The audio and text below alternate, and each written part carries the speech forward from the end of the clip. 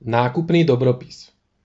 Spracovanie nákupného dobropisu môžeme v module Nákup, Spracovanie objednávok, Nákupné dobropisy.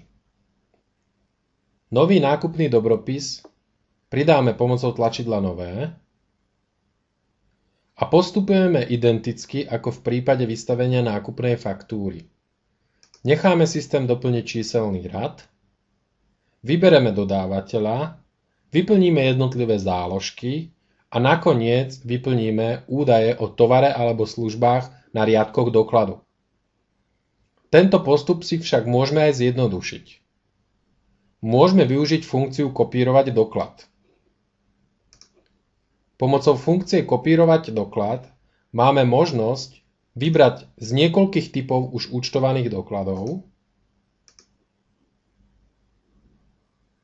kde si máme priamo možnosť zvoliť doklad, ku ktorému chceme vystaviť dobropis. V prípade, že necháme zaškrtnutý prepínač zahrnúť hlavičku, dôjde aj k vyplneniu dodávateľa, ako aj údajov obsiahnutých v hlavičke dokladu.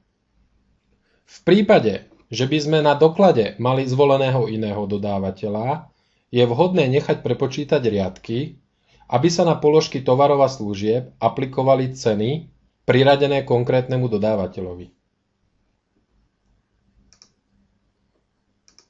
Po potvrdení OK dôjde k načítaniu položiek do záložky riadky. Rovnako dôjde k vyrovnaniu dokladu pomocou metódy 1:1 za predpokladu, že by sme chceli tento dobropis vzájomne s príslušnou faktúrou započítať.